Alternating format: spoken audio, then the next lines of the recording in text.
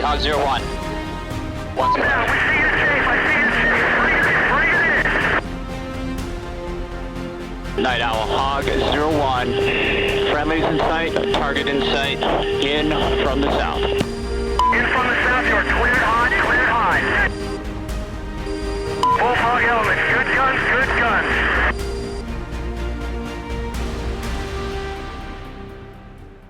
Welcome to the Pathway to Wings podcast, a podcast for aspiring Air Force aviators, hosted by current and former Air Force aviators. I'm your host for this episode, Major John Waters. I'm a former F-16 pilot and now an Air Force reservist working with the recruiting service. My guest today is Major Mason Flint Locke, an F-16 pilot and instructor out at Holloman Air Force Base. Flint and I have flown F-16s together, and I'm excited to share his story of aviation and his path through the Air Force. Wherever you're listening, please hit like and subscribe. Leave us a rating and a review over on iTunes. That'll help this podcast out. With that being said, let's get into the episode with Flint. Well, Flint, thanks for joining me on the podcast. Major Mason Flint Locke, F-16 Instructor Extraordinaire out at Holloman Air Force Base. Thank you for joining me on the podcast. Looking forward to chatting. Absolutely. Yeah, thanks for having me.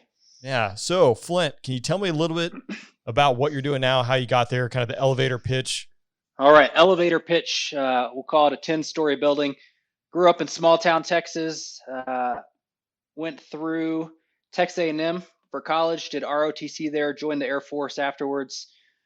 Went through pilot training at Shepherd Air Force Base, got selected for F-16s, went through Kelly Field in San Antonio, Texas. Did my first assignment in South Korea at Kunsan Air Base, then went to Shaw in South Carolina, that's where obviously we were stationed together. Deployed from there. Next assignment was out here to Holloman, and I've been here for a while. Been here ever since, instructing now in the F-16. Perfect. That concludes the podcast. Thanks for listening. Thanks for having me.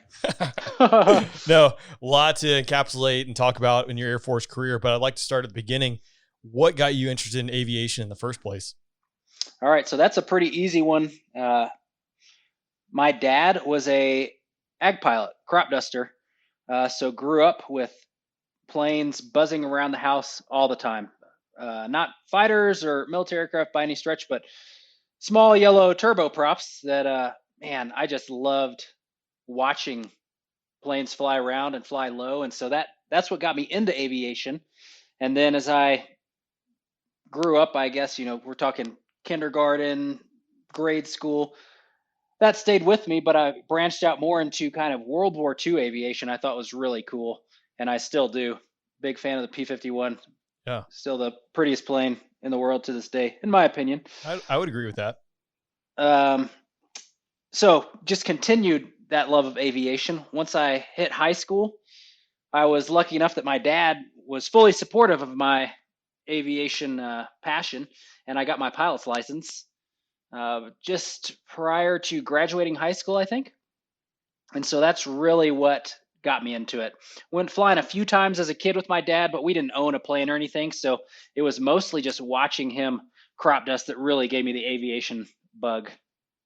Did you know you wanted to go do ROTC in high school, or did you kind of stumble upon that, or was like, hey, I really liked aviation, so maybe I'll give this Air Force ROTC thing a try? What happened? So I initially didn't really have any aspirations to be in the military. My granddad was in the Army a long time ago, but we don't have like a strong, lineage, and definitely nothing Air Force with the military. But growing up there in Farmingtown, Texas, East Bernard, if anyone knows where that is, I did Boy Scouts, which instills some patriotism, right? That's a big part of their kind of their core values is patriotism.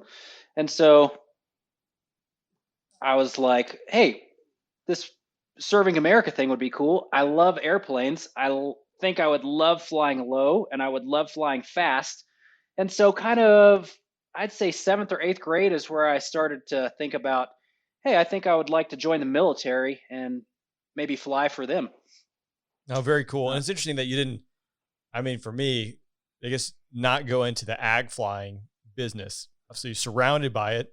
but just the initial hook. So there's no desire to go do crop dusting or.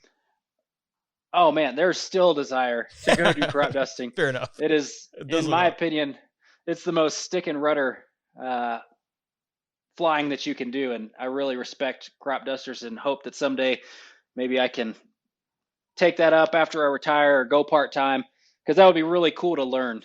Absolutely. But initially, just right out the gate, no, that was never really my intention to go into ag aviation. I think because so early on, I'd kind of set my sights on going to Texas A&M University, which I did have a lineage there, so that's kind of what drew me to the Corps.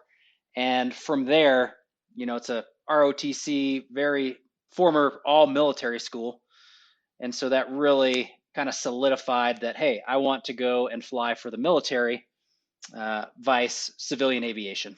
So for me, I know going to college, I planned on doing ROTC. Did you plan on doing ROTC before you showed up at Texas A&M, or was it just something you did once you were in the Corps of Cadets? All right, so yeah, it gets a little tricky there with the Corps, because technically in the Corps, you don't have to go into the military anymore. But I had planned on absolutely starting out in Air Force ROTC, and you actually have a couple years to make a decision if you want to pursue a commission or not. But for me, it was never a question. I knew, about that junior high time that I was going to go into ROTC and try and become a pilot in the Air Force. What did you do in high school to set yourself up for success going into ROTC? So number one, I think, was trying to get good grades, not just scoffing the schoolwork and having all the fun. Valid. Which I still had a lot of fun, but I would absolutely try and get good grades, because when they select you later on for a pilot slot, they look at all that stuff, like how did you do in high school? Were you part of any community organizations? And for me, I was involved in several different clubs in high school, but I would say the biggest one was Boy Scouts and getting the Eagle Scout rank with that, because there's so much, that's such a broad brush of different life skills with all the different badges and whatnot, that really sets you up for success in an ROTC style environment.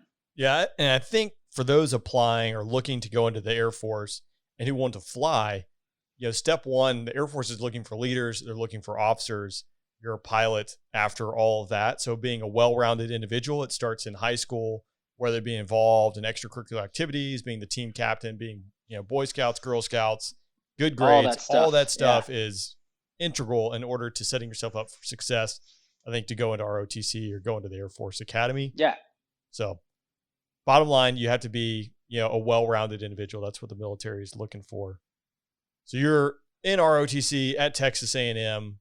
What was that? What was that like? What was a day in the life for Mason Locke there? Yeah, so I guess in the Corps of Cadets is going to be different than your most other ROTC units. It's kind of a blend between a regular school ROTC unit and one of the service academies, because we wear slightly different uniform to class every day. You live in the barracks. You do unit functions kind of like a maybe an Air Force flight light. You eat together, you march around. So you get a good, a good hack at the military lifestyle in the Corps of Cadets there. As far as the ROTC, you had a lead lab every week, which is kind of think of it as an outdoor classroom where you're going to do something practical.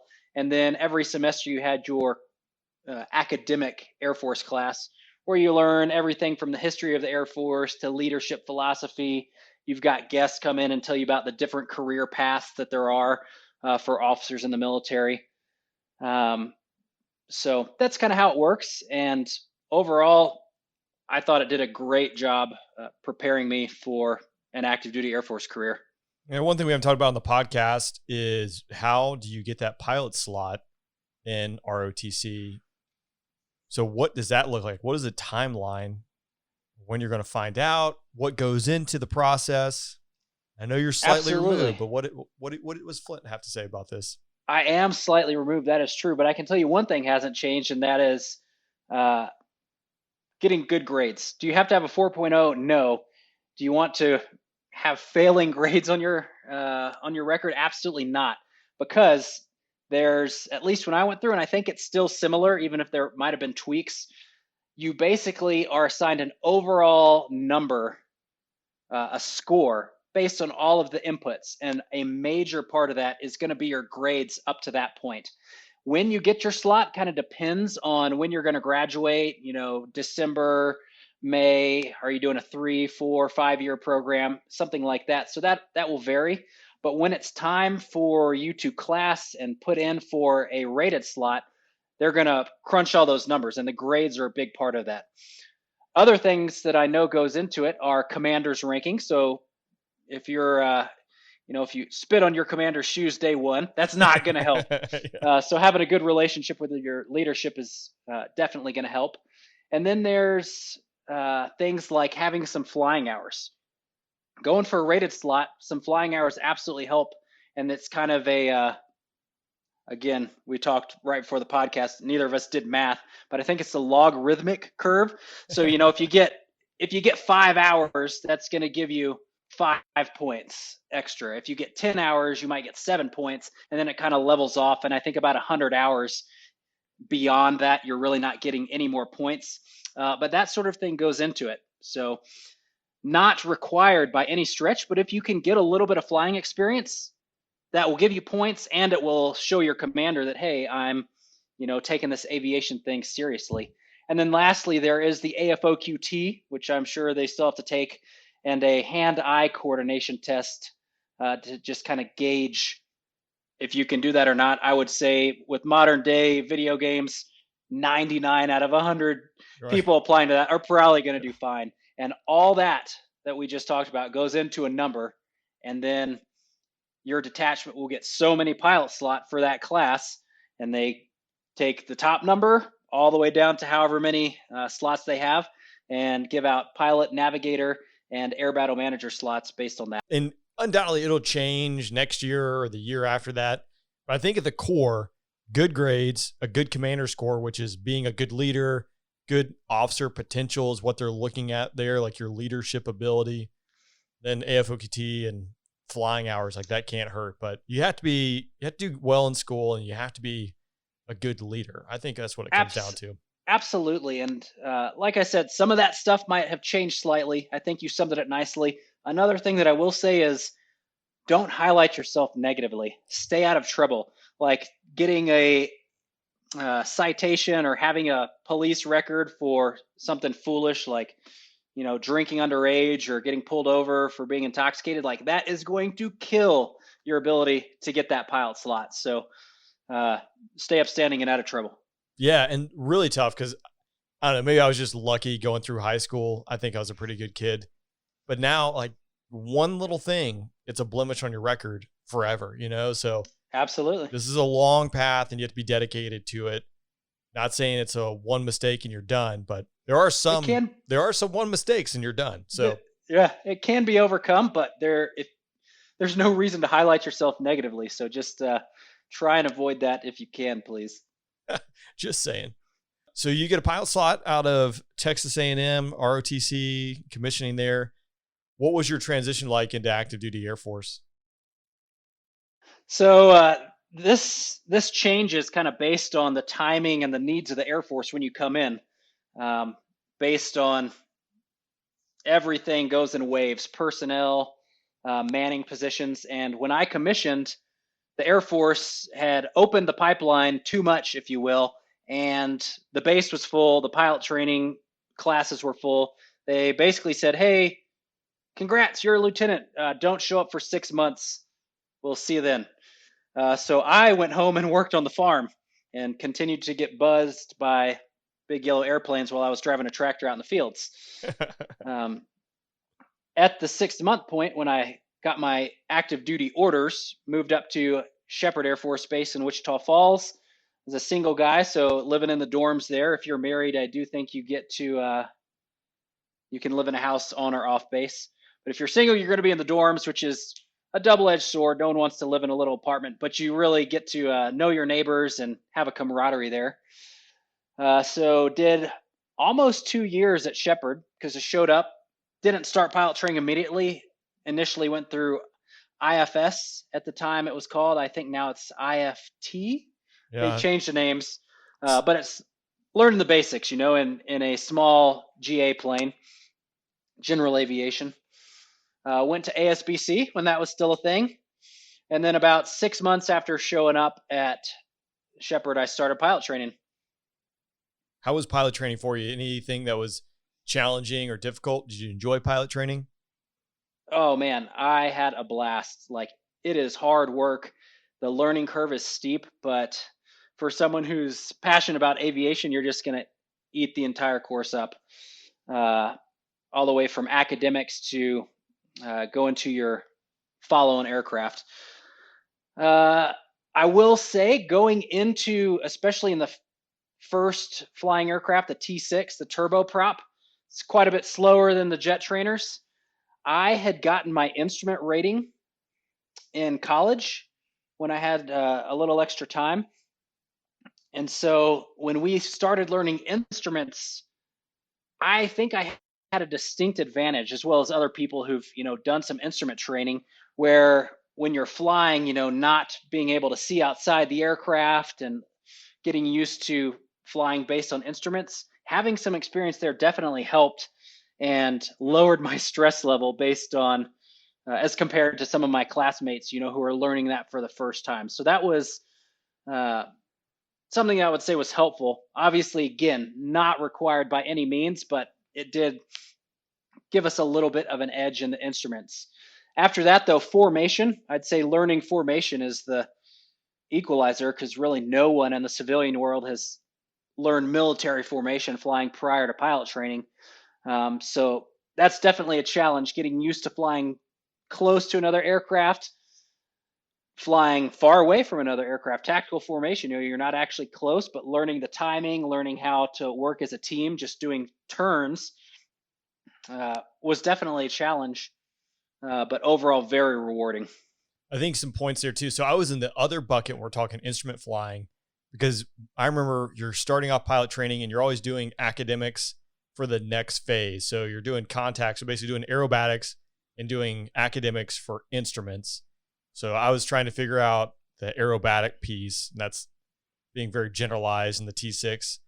But I didn't know what an ILS was, instrument landing system. I didn't know anything about instruments and holding. So like my mind was exploding as I was going through it. So there's definitely an advantage of having some experience. And I know people ask like, hey, do I have to have my pilot's license? Do I have to have my instrument rating in order to go? The answer is no. But it's one of those things. I think airmanship, the more you fly, the more airmanship you will gain. That said, Absolutely. You have to learn the Air Force way, right? I don't know. And by the end of it, was there any advantage to be had? Like, was I a better instrument pilot than my friends that went in with no instrument time the day we pinned on our wings? Probably not. Like, the Air Force trains you up real well, and will teach you all those things that you need to know if you didn't get to have those experiences flying general aviation. I think there's one of the things too, so I was a first assignment instructor pilot, and I had students who came through that had 2,000 or 3,000 hours flying for the regional airlines that would graduate at the top of their class. So obviously they had a lot of experience and knowledge and airmanship, but then also people would come through with 2,000 or 3,000 hours and really struggle because they absolutely had the mentality of like, well, that's not how we used to do it. Or they just could not learn the Air Force way and they graduated at the bottom of the class. And maybe they were just terrible people outside of that. I don't know. But nonetheless, like the Air Force does a really good job. It's designed to take someone off the street who has no idea how to fly an airplane. And a year later, they're flying fast jets in close formation or tactical formation. Yep. So it's pretty cool. Moving on, you get an F-16 slot and you go to Kelly to train an F-16. So you're training with a guard unit to learn how to fly the F-16. Can you talk a little bit about that experience and why we do that, what the active duty component, training with a guard, and how that works? Absolutely. So a few years ago, when I went through, there were only 2 spots to go through F-16 training: Luke Air Force Base and Kelly, which is more or less an annex at Lackland. Years before, F-16 training had moved around. I think Ohio had a guard base that did it. when it first came online. I want to say it was MacDill back in the 80s, maybe. So it's moved around a few times. Since I've gone through, Luke and Kelly are still both putting out new F-16 pilots every year. Obviously, we've opened up Holloman, which is where I'm stationed, and now the biggest base for training. We have 3 full-size squadrons putting out multiple classes a year.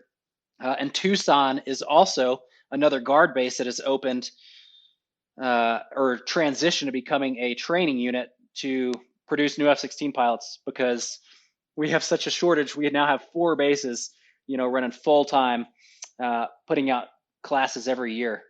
So going through with the guard at Kelly, man, I am from Texas. It was literally 2.5 hours from home. Talk about a good deal, man. It was great. Their jets are great. They're getting old, but I tell you what, those maintainers, since it's a little bit different dynamic than the active duty, where they're not going to move around. So that crew chief has been with that jet for literally years. You can tell, they keep them clean, and to the best of their abilities. The jets were born about the same time I was, 86, 87 timeframe. They're keeping them running as best they can. And it was really a pleasure to go through there. Had a great instructor cadre. And on the weekends, I went home and went hunting. So it was awesome. Yeah, nailing it. And what's really cool too about the guard, I know there are probably some guys at Kelly who accepted those jets as like a 2-striper, and they crewed that aircraft their entire Air Force career, which is incredibly rare, but I think it's a really cool story. So, I mean, that jet is their baby and they know everything about it, which is really cool. Yeah. And like I said, the active duty, they're maintainers there, or here at Holloman, we have some contractors.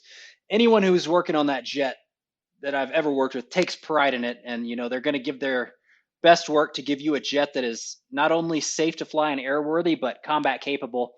I would just say it's the next level when that jet is your baby and you've been working on it for years and years. No, it's really cool. And now you're out there at Holloman. We were both assigned together in South Carolina flying F-16s. We deployed together. We did an interview on the Afterburn podcast about that, which people can listen to. But I would like to talk about really what the B course is, what is a day in the life of B courser, and what are some of Flint's tips and advice for those looking to become pilots or looking to become F-16 pilots. So a day in the life of a B courser, it's basically UPT on steroids, I would say. You are still starting out with a front-heavy academic load. It's just this time the aircraft is much more complex and has way more systems to learn than the T6, the T1, or the T38. And I'm assuming it's probably still going to be more complex than the new aircraft coming online, the T7, just because it's a trainer. So there's a lot to learn academically with the F-16 going through the B course. So if you think that you get your wings and you're going to get to stop studying as much, unfortunately, that's not going to be the case. So front heavy academics load, then you start doing simulators. We've got several different iterations of simulators. The biggest one, 4 of them in a building, which you can link together and fly as a formation. They're really cool. It's like the best video game that money could buy. We're talking millions of dollars. So you start training in the simulators and learn just how to start the aircraft, learn how to turn on the radar, the very basics of the pilot interface with the aircraft. About that time, you're going to actually hit the flight line and start flying. So in the F-16, we have D models and C models. C models are 1-seat, D models are 2-seat, which that's kind of a dying thing with the F-22 and the F-35 being our 5th-gen, more frontline fighters. They don't have 2-seaters, but in the F-16 we do. So taking advantage of that, your first few rides are going to have an instructor in the back seat. You're going to learn to take off and land, and once we think you're ready, you're going to go ahead and solo. Usually that's on your 3rd or 4th flight in the program. So it happens early on. Once you have demonstrated that, hey, cool, I can take off and land, we can go to point A and point B, and we can do some formation, you're going to get a check ride, which for your Air Force career, unless you are a FAPE like you were, it's going to be your first Form 8. So it's kind of a big deal. You want to take it seriously, and all of our students do, and usually they're very successful. So Yeah, and I guess to highlight that Form 8, that's the Air Force check ride, and that check ride that form is going to follow you for the remainder of your career. So it is. it's a big Airlines deal. are going to look at it someday and say, "Oh, you did good on your very first F-16 check ride when you were still a lieutenant. Nice job." After that, it's all about learning to use the F-16 as a weapon, and it's a building block approach. And so we start from one-on-one air-to-air dogfighting, offensive. Then one-on-one, you start off defensive. Then you start off neutral, and you just start to learn to fight within visual range, thinking movies, going to the merge and turning and shooting Fox 2s straight out of Top Gun. Not quite, but that's the idea. After that, we add another aircraft to make it more complex. Now you've got your instructor and you're fighting a different adversary, and so you're on the same team. After that, we move it beyond visual range, and so we're starting using the radar as a, hey, we're shooting something 10, 20, 30, who knows how far away, as a 2-ship, then as a 4-ship. So again, it's all building block approach. Oh, by the way, this whole time, while you're doing this, you're having academics and simulators, like you said, for the next phase. So there's a lot going on. Once you've done the air-to-air, we start to bring in the air-to-ground. So you, again, start off with the basics of just simple bombing, dive bombing, almost World War II style, which is a lot of fun, by the way, shooting the gun. It's one thing about the F-16 that's great is we get to shoot the gun, not as much as the A-10, but quite a bit compared to most of our newer fighters. So that's always a good day when you get to strafe. You then go into smart bombs, thinking JDAM, the GPS INS guided weapons, laser guided bombs. Start doing that as a single ship. Then again, add on following your flight lead, go to a 4-ship, and then we cap it all off with doing all that at the same time. You fight your way in against an air threat, maybe have to go to a merge and do a turning dogfight. Once you take care of that, you go and bomb the target, and then you fight your way back out. And we're going to do it at night at some point as well. So it is a lot going on in a quick course. It's down to just a little bit over 6 months, so it's a lot to learn very fast. Yeah, I equate, like pilot training. Everyone says pilot training is like drinking from a fire hose, and it definitely is. But that year is basically just learning how to put your pants on to go to work, right? Because all that stuff ties into it's the takeoff, the landing, getting to and from the airspace that you basically spend a year doing, flying a T6 and T-38, and then just a little bit in F-16, and the rest is like, all right, how do I actually use this plane as a weapon? There's a lot of study that goes into it. So it's interesting to see the progression. Absolutely.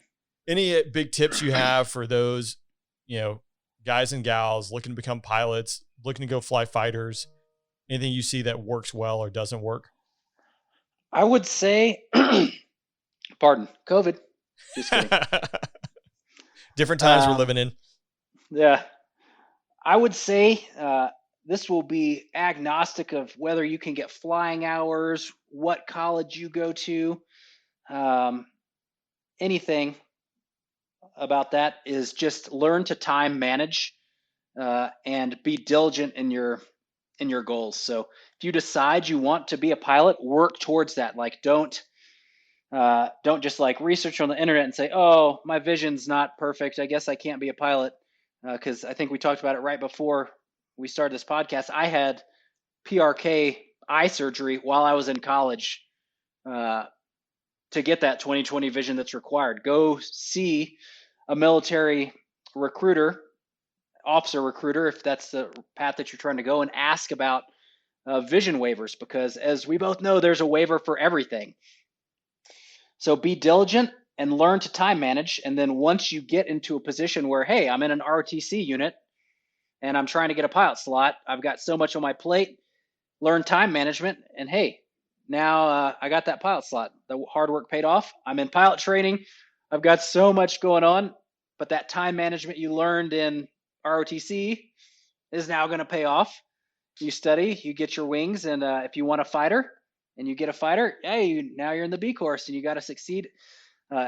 Just like the flying aspect of the F-16 B course, everything in your life leading up to that point is a building block. So just keep building off the experience you've had and getting better. And I think you'll find you'll be successful. I like that a lot. And one thing just kind of got my memory going here when you mentioned the PRK surgery. So as we talked before we started the podcast, was things we didn't know. Like I thought I had to be an engineer to be a pilot. Me too. Turns out you didn't have. That's not the case.